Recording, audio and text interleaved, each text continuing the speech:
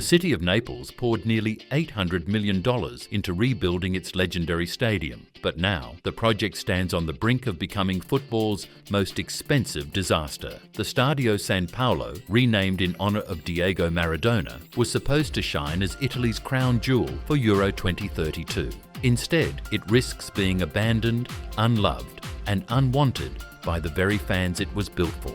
This is the shocking story of how a stadium that once shook with Maradona's magic turned into a billion-dollar problem nobody wants to solve. For decades, the Stadio San Paolo was more than a stadium. It was a monument to a city's spirit, a cauldron where Diego Maradona performed miracles that reshaped football history.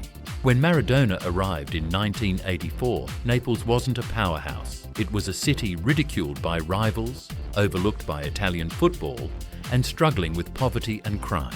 But inside that concrete bowl, something extraordinary happened. Maradona carried Napoli to 2 Serie A titles, a UEFA Cup and eternal glory. San Paolo wasn't just a home ground, it was a kingdom.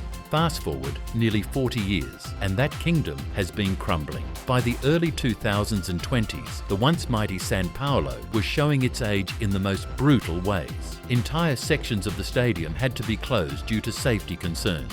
Rust, cracks, and outdated facilities turned what was once a temple of football into a cautionary tale. UEFA inspectors warned that the ground wasn't fit for modern competitions. And with Italy set to co-host Euro 2032 alongside Turkey, Naples faced a crisis. Either upgrade the stadium to meet international standards, or watch the city be left out of one of the biggest tournaments in football. The solution seemed obvious: rebuild. In 2020, after Maradona's passing, the stadium was renamed in his honour, a symbolic gesture that carried immense emotional weight. But renaming alone couldn't fix concrete that was falling apart. The city and regional authorities announced bold plans: an $800 million rebuild to transform the aging San Paolo into a futuristic arena. It would be larger, safer, and packed with modern features, from luxury hospitality suites and corporate boxes to LED lighting systems and a retractable roof. Politicians hailed it as a project that would place Naples alongside Madrid, London, and Munich in football's architectural elite. For a brief moment, hope filled the air. Renderings of the new stadium circulated online, dazzling fans with sleek designs, glowing blue exteriors, and technology that promised a world-class matchday experience. The dream was simple: Naples would finally get a stadium worthy of its passion, while honouring the legend of Maradona with a new football cathedral. But beneath the fanfare, cracks were already showing. The people of Naples didn't feel the excitement politicians expected. Supporters argued that San Paolo wasn't just about football, it was about memory, history, and identity. Rebuilding it into a corporate arena of glass and steel felt less like evolution and more like erasure. On top of that, the city was drowning in debt. Taxpayers realised they were about to shoulder the burden for a project that many fans didn't even want. And then came the most devastating revelation. Napoli's president, Aurelio de Laurentiis, had other plans. Instead of embracing the $800 million rebuild, he pushed for a completely new stadium elsewhere in Naples, privately funded and free from political red tape.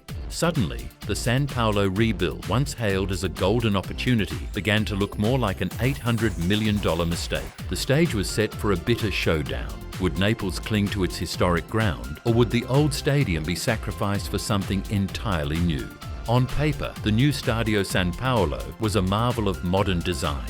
Architects promised an arena that could rival Madrid's Santiago Bernabeu or London's Tottenham Hotspur Stadium. Every blueprint screamed progress. State-of-the-art lighting, massive digital screens, corporate lounges with velvet seating, and enough VIP boxes to satisfy the wealthiest investors. The plans included a 65,000-seat configuration, each chair ergonomically designed for maximum comfort, with perfect sightlines guaranteed from every angle. No more cracked concrete benches, no more obstructed views. Every ticket holder, from the cheapest seat in the curva to the most exclusive box, would be treated like royalty. The designers imagined a retractable roof, ensuring matches would never again be disrupted by Naples' unpredictable weather. Solar panels were planned to line the structure, selling the dream of sustainability. The walls and exterior facades would glow in Napoli's electric blue, creating a spectacle every time the team walked onto the pitch. For politicians and city leaders, this was more than a stadium. It was an image makeover for Naples itself, a futuristic symbol they could parade before the world during Euro 2032.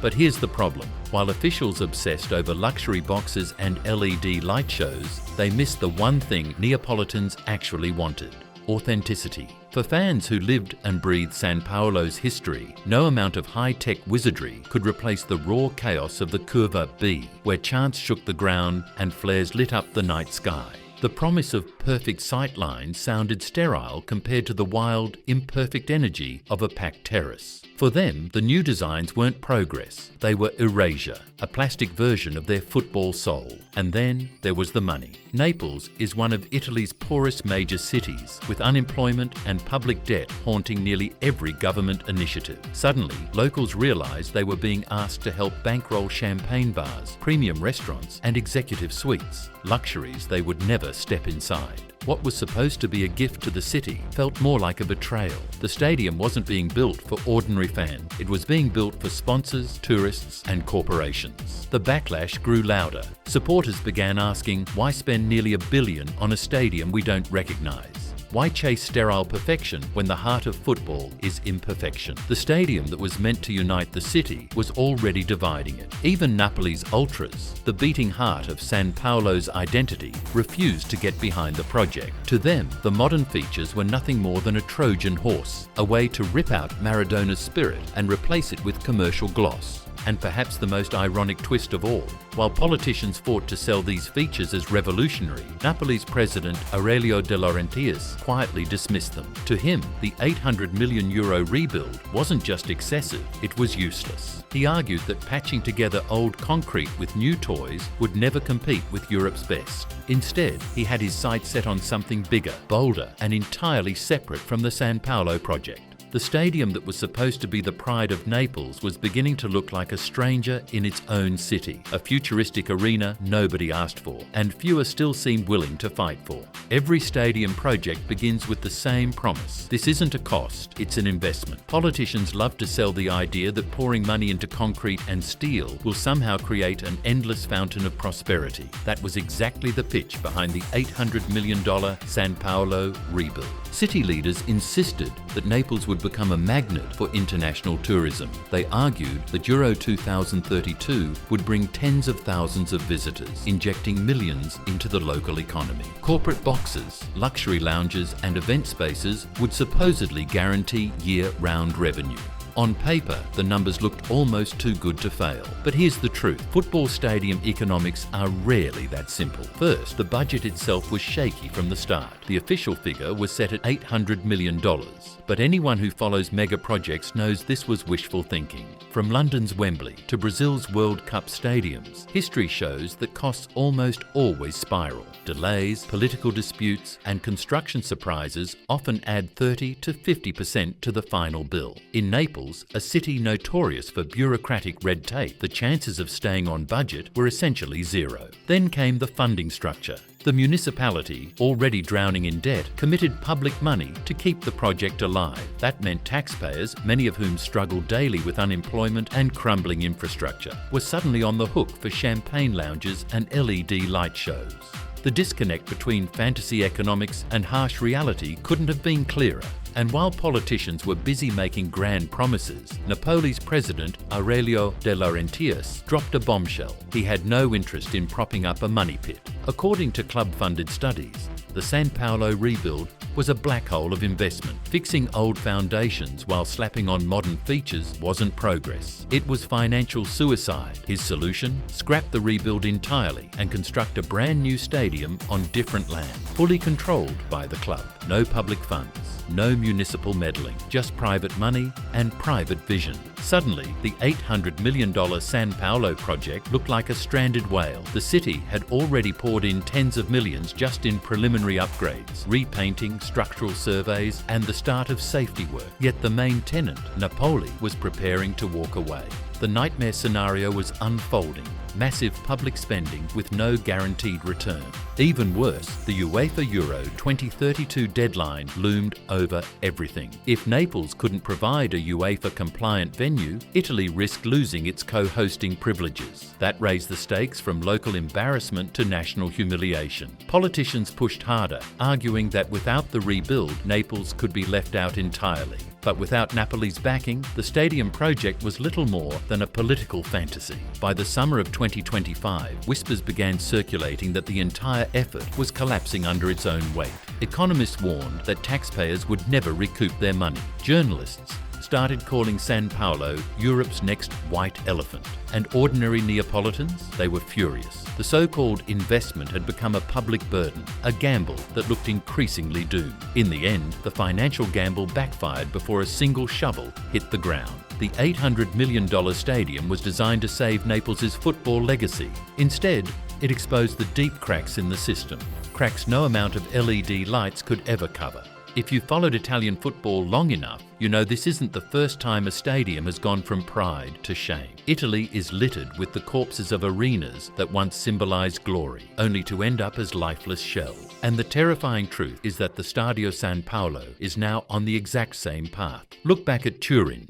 Juventus once played in the Stadio delle Alpi, a massive structure built in the 1990s to showcase Italian football's ambition. It was supposed to be futuristic, a stadium ahead of its time. Instead, fans hated it. The sightlines were terrible, the atmosphere was dead, and the running track separated supporters from the pitch. Within 2 decades, Juve abandoned it entirely. The stadium sat empty, decaying, until it was demolished in 2009. Hundreds of millions of euros gone. Or take the Olympic venues in Rome and other Italian cities. Built with huge fanfare, they now stand as concrete skeletons, graffiti-covered reminders of political promises that were never kept. Italy has a long track record of turning mega projects into ruins. And Naples, it's standing on the same cliff edge. If Napoli walks away, what happens to San Paolo or the Stadio Diego Armando Maradona, as it was renamed in 2020? A ground with 66 years of history, the stage for Maradona's miracles, could become a ghost stadium, an $800 million monument to indecision, betrayal, and wasted money. The warning signs are already there. The stadium's third tier has been closed for years because of safety risks. Renovations ordered by the municipality have been piecemeal. A paint job here, a few structural fixes there. Without a full tenant committed to filling its stands and funding its upkeep, the stadium will rot faster than anyone expects. The nightmare scenario is eerily easy to picture. Weeds growing through cracked concrete, empty seats fading under the sun, once deafening stands reduced to silence. Tourists coming to Naples would drive past the new San Paolo only to find it abandoned, a football cathedral turned mausoleum. It wouldn't just be a local embarrassment, it would be global humiliation. And the cruelest irony, the money already spent would become completely meaningless. Naples' local government allocated millions for upgrades, believing the rebuild would ensure Euro 2032 glory. But if the club rejects the venue, all that cash vanishes into the abyss of wasted public spending. It would join Italy's long list of financial disasters tied to stadium projects. For the fans, the fear is personal. They don't want their temple of football to become another forgotten ruin, a photo backdrop for urban explorers and YouTubers documenting decay. For many, the San Paolo is a living part of their identity, a place tied to fathers, grandfathers, and generations of Neapolitans. To see it fade into silence would be more than just a civic loss, it would be cultural heartbreak. The fate of San Paolo is a question no one dares answer. Will it be saved, transformed, or simply left to die? The clock is ticking, and the shadow of becoming Europe's next ghost stadium looms larger every day. For the politicians, the $800 million rebuild was about economics. For the club president, it was about strategy. But for the fans, the battle over the Stadio San Paolo, now the Stadio Diego Armando Maradona, is something far more personal. It's about identity, memory, and the soul of Naples itself. Napoli's ultras see the stadium as sacred ground. The crumbling concrete and rusted beams aren't flaws, they're scars of history. Every chipped seat, every cracked wall holds echoes of Maradona's brilliance, Careca's goals, Cavani's fireworks, Higuain's thunder, and the deafening roar when the Curva B erupted in song. To tear it down or rebuild it into a glossy corporate box feels like ripping pages out of their own story. And yet, there's another reality fans can't ignore. European football has moved on. Across Spain, England, and Germany, clubs are minting money from ultra-modern stadiums. Every luxury suite, every branded restaurant, every VIP experience turns into millions in revenue. Without that kind of cash flow, Napoli risks falling behind. Competing with clubs like Real Madrid, Manchester City, or Bayern Munich becomes nearly impossible. For a city that has always felt like an underdog, the temptation to modernize is powerful. That's where the divide begins. Some fans argue progress is survival. Without a new stadium, Napoli risks stagnation. They point to Juventus, who left the Delle Alpi behind to build the Allianz Stadium. That move wasn't just about architecture, it was about power. Since opening their new ground in 2011, Juve's commercial revenues exploded, giving them dominance in Italian football for nearly a decade. Why shouldn't Napoli do the same? Others push back. Progress without soul is betrayal. They believe that Napoli's greatest strength has never been wealth or modernity. It's been passion, chaos, and identity. Fans fear that replacing their temple with a soulless arena could erase what makes Napoli unique. They don't want to become a clone of Europe's corporate superclubs. To them, the Stadio Maradona isn't just a place to watch football. It's a fortress of culture, defiance, and working-class pride. The tension has spilled onto the streets, into ultras banners, and across social media. One week, supporters chant for preservation. The next, rival groups argue that clinging to the past is holding the club hostage. Even families are divided. Fathers who saw Maradona in the flesh want the old ground preserved, while their children, raised on Champions League nights, dream of something futuristic. And yet, the cruel twist is that neither side may win. If De Laurentiis pushes forward with his own privately funded stadium elsewhere, the old ground could be abandoned regardless of what fans want. That leaves supporters with an impossible choice: embrace a future they never asked for, or watch their beloved home fade into ruin. In Naples, football isn't just a sport, it's religion. And right now, the faithful are being asked to choose between two gods: the memory of Maradona or the promise of survival in the modern game. The question haunting every fan is brutal. Is it better to die with your history intact or to live without it? The fate of the Stadio Diego Armando Maradona hangs in the balance, and the truth is, no one knows how this story ends. On one side lies nostalgia, a crumbling cathedral where Maradona performed miracles, where generations of Neapolitans found pride, identity, and belonging. On the other lies ambition, the dream of a gleaming new arena that could finally propel Napoli into the same financial league as Europe's superclubs. But here's the brutal reality: Naples may not get to choose. Deadlines are closing in, budgets are tightening, political battles are raging. Every delay, every dispute makes it more likely that the old stadium will slip into ruin and the new one will remain a fantasy on paper. The stakes couldn't be higher. If De Laurentiis delivers, Napoli could emerge as one of Europe's most forward-looking clubs, with a privately owned fortress of football unlike anything Italy has seen. The city could reap the benefits of 2,032 euros, welcome tourists from across the world, and finally shed its reputation as a football giant with outdated infrastructure. In that version of the future, the gamble pays off, but if he fails, the consequences are catastrophic. The San Paolo could become another ghost stadium, joining Italy's long list of forgotten arenas. The $800 million already sunk into the project would be wasted. Naples would miss out on Euro 2032, and Napoli, the club, the fans, the city, could face years of financial pain, watching from the sidelines as Europe's elite surge ahead. It's a story bigger than football. It's about how a city balances its past with its future, how leaders gamble with legacy, and how fans are forced to choose between history and progress.